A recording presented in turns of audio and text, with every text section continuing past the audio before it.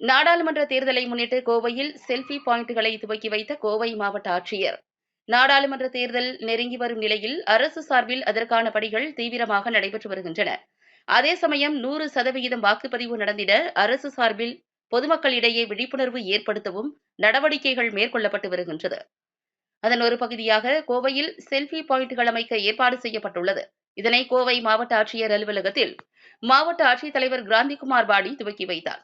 முன்னதாக வாக்காளர் உறுதிமொழி கையெழுத்து இயக்கத்தை துவக்கி வைத்தார்.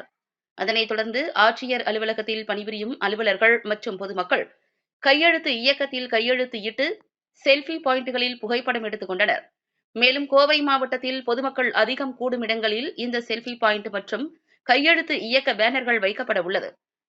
இந்த செல்ஃபி பாயிண்டில் தேர்தல் பருவம் தேசத்தின் பெருமிதம், நமது இலக்கு 100% வாக்குப்பதிவு, என் ஓட்டு என் உரிமை என குறிப்பிடப்பட்டுள்ளது.